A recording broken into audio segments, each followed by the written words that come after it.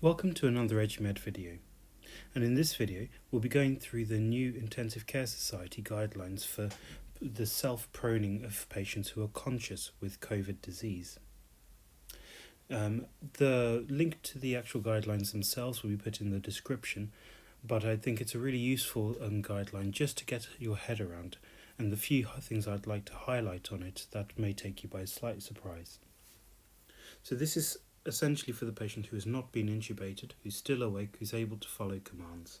And we have found that in some of these patients, by getting them to prone themselves, they have been able to improve their oxygen demand and potentially also reduce alveolar strain. So we'll go through the algorithm for conscious proning, talk a little bit about the indications and contraindications, the monitoring that's needed, and the turning and a suggested turning schedule for these patients, because it's not a matter of them lying on their front the whole time.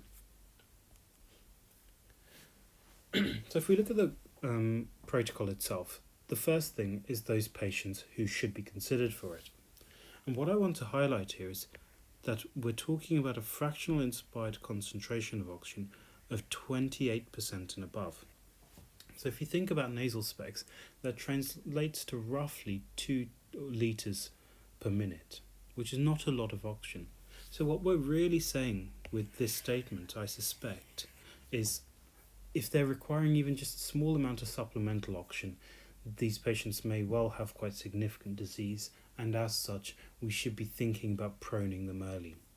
So the thing to take away from this is, if someone's on supplemental oxygen, try proning them. And this is for suspected and confirmed COVIDs.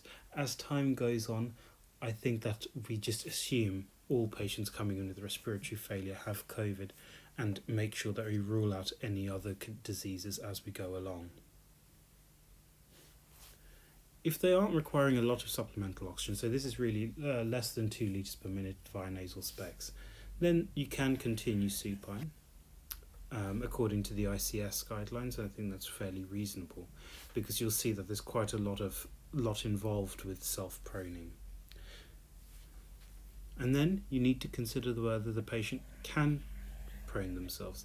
So, are they confused? Can they communicate and cooperate with the procedure? The other thing that's really important is that they can do it themselves. They should be able to independently move over and to be able to shift their position as they need to.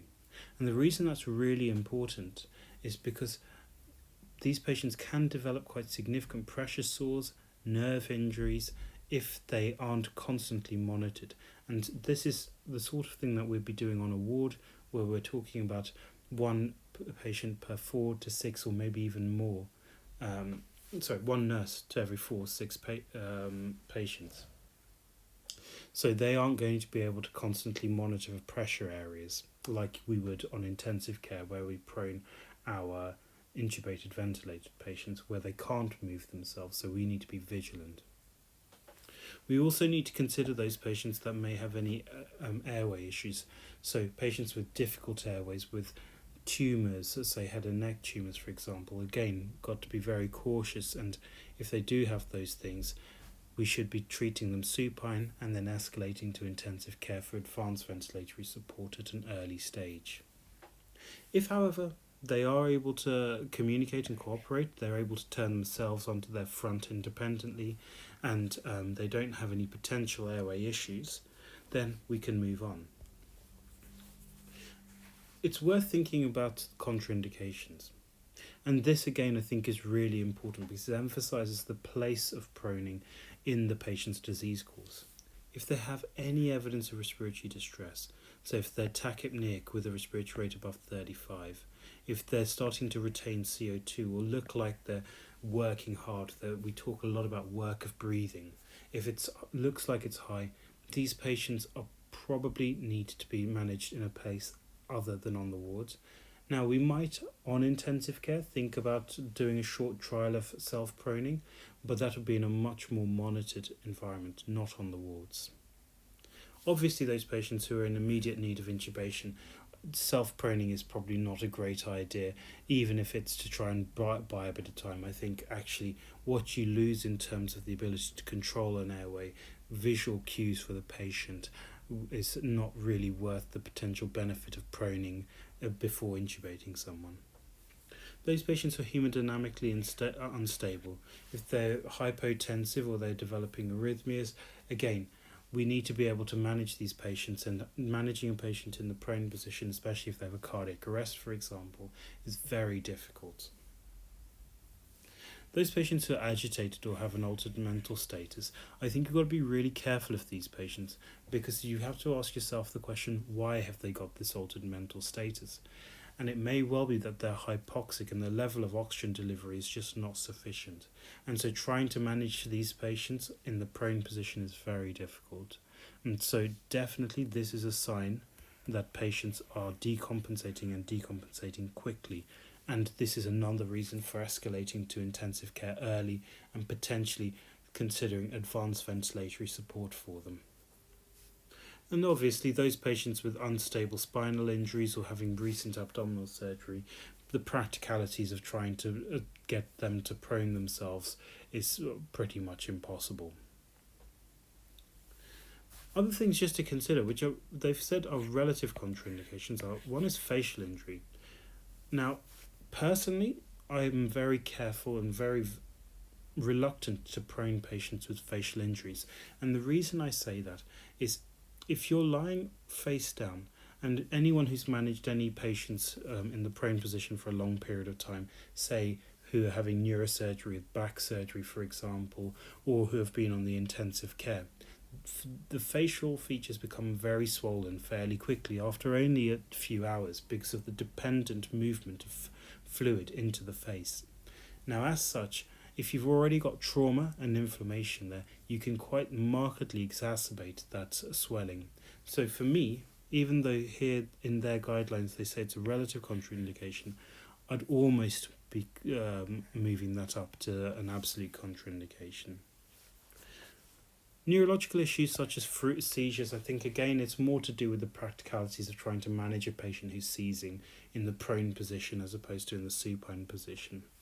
Obviously those patients who are morbidly obese, again, not only is it the practicalities of having to deal with the patient if there's a complication, but also don't forget that if they're morbidly obese, it might be difficult to actually let the abdomen hang free. And if you're pressing down on the abdomen, you're going to increase your intra-abdominal pressure, and therefore you're going to make it more difficult to get good ventilation. Again, I think I'd really recommend you go back and have a look at my 2 videos on the physiology of proning and why it improves oxygenation and CO2 removal to get a better understanding of why increasing intra-abdominal pressure probably isn't a good idea. And pregnant patients, for obvious reasons, with their abdominal contents and potential pressure on the baby, not a good idea. And of course those patients with pressure sores and ulcers, which may be exacerbated by lying on their front, again, not a good idea. Now for these patients who are meeting the criteria for self-proning but can't for these contraindications, I think the key thing is to escalate to a medical team and to have a low threshold to refer to intensive care.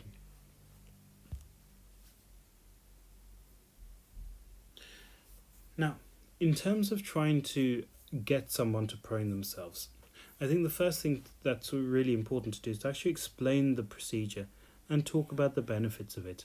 Again, I refer you to my videos on proning, which go through the physiological aspects of why proning is good. Obviously, you wouldn't go into that much detail with patients, but it's good for you to have an understanding of why it's helpful. Really importantly, just in terms of the practicalities, you have to ensure that there's adequate length of tubing. And often what I've had to do is that the nasal specs or the face mask oxygen tubing is just not long enough. So you can take green oxygen tubing, cut it to the appropriate level, and then use it as an extension. And I would suggest extending almost all of these because you'll often find that it's just not long enough. I think it's really important at this point about having pillows to support the chest and potentially the pelvic area as well. Part of the benefit of proning is by letting the abdomen hang free. Also, as you'll know from watching my video on the mechanics of proning, it does reduce the chest wall compliance by being in the prone position.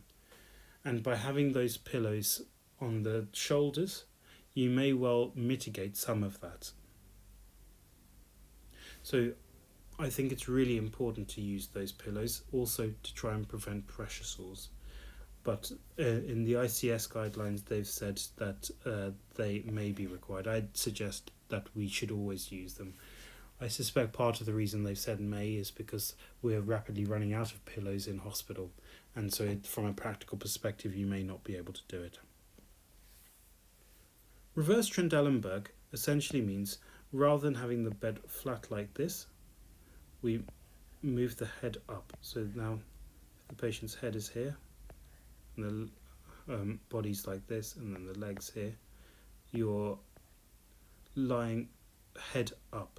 And what that does is it allows all of the sort of lymph tissue, lymph fluids to just drain downwards. So you're not going to get as much swelling, and it's also easier for the patient, and also the abdominal contents is not going to be pushing as much up into the diaphragmatic area and thus into the lower part of the thorax.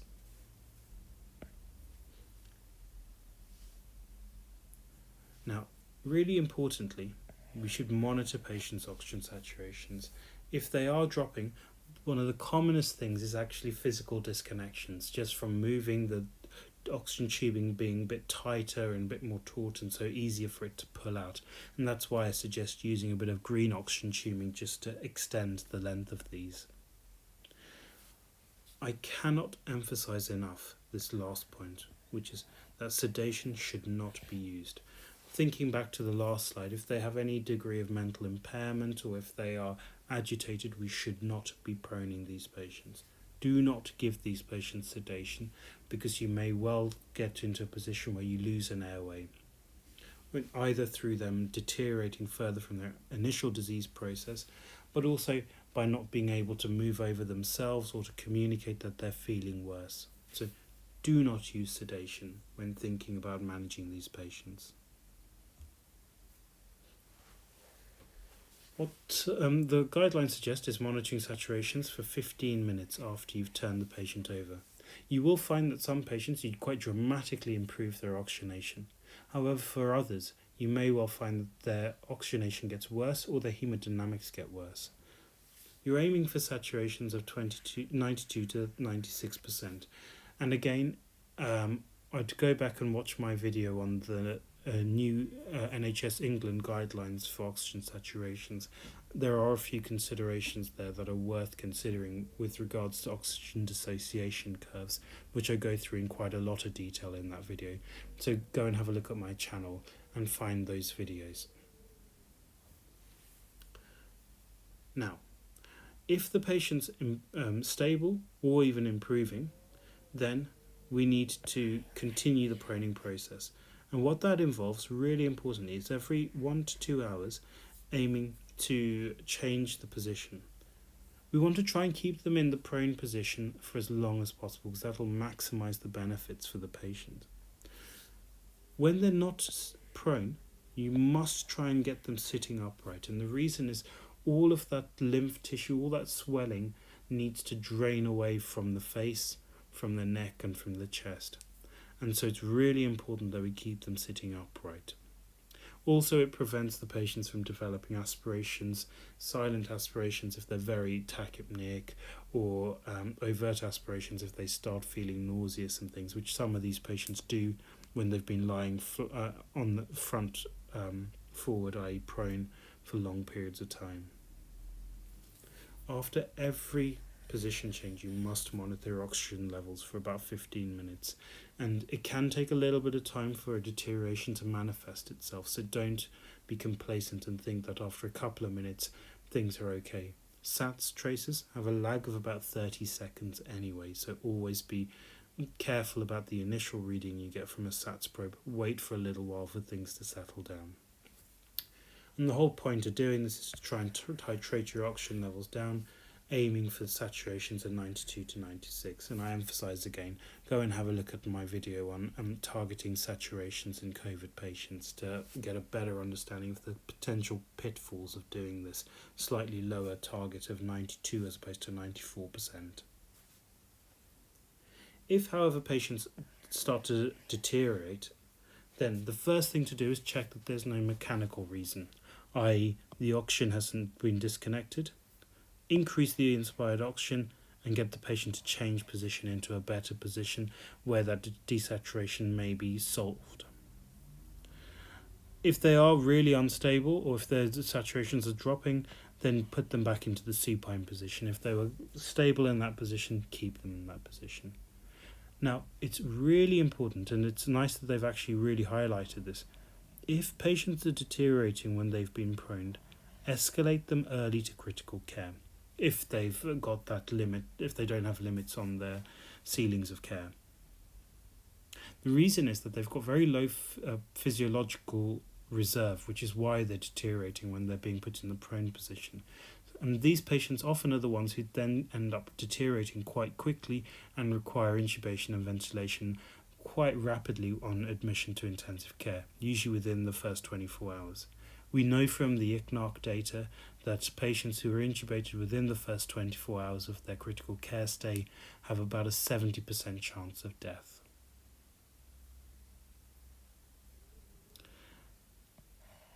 It's also important just to think about when to stop proning patients. If we find that patients don't improve, then obviously there's no point in going through this whole palaver. Also, if the patients can't tolerate the position, and it's actually quite difficult to lie on your front for 1 to 2 hours. It's not the most comfortable of things to do, especially when you're already feeling quite breathless. And this is the most important thing that I'd really recommend people look at. The end of the bed test, I think, is really undervalued in medicine. If patients look tired, if they look like they're using accessory muscles, or if they look tachypneic or objectively are tachypneic, then stop, get them onto the supine position, and again escalate to critical care if they haven't got limits in their ceilings of care. Now, it's also important just to think about how we change people's positions. With each change of position, again, just to emphasise, we monitor the oxygen saturations for 15 minutes and make sure that there hasn't been a deterioration. And it can take that amount of time before you start to see any drops in oxygenation. So don't rush that assessment.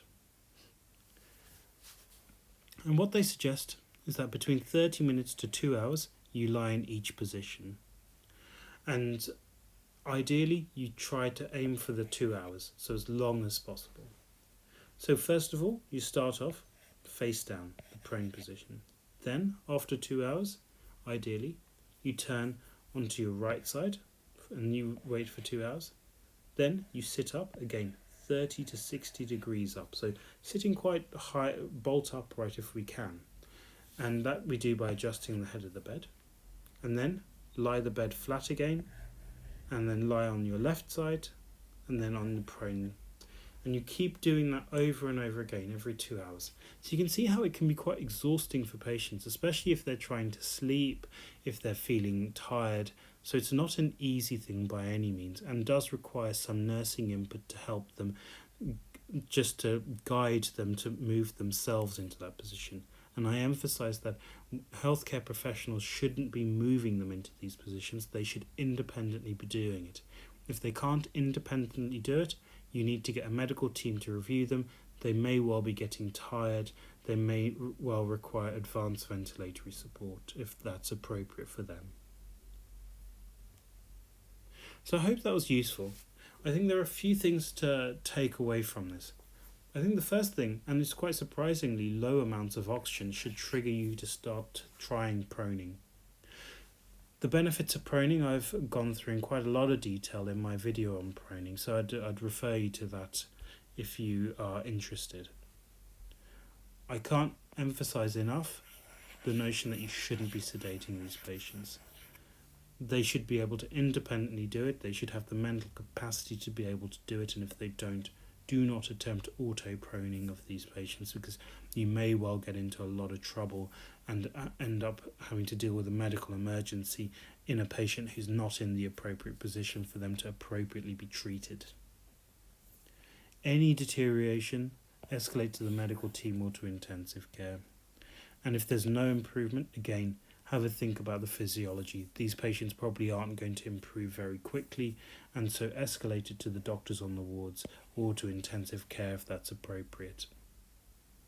I hope that's been useful, and if you have, please like and subscribe to the channel and hit the bell notification. I'm going to try and bring out videos quite regularly, so you'll be notified of those as and when they come up. Thank you very much.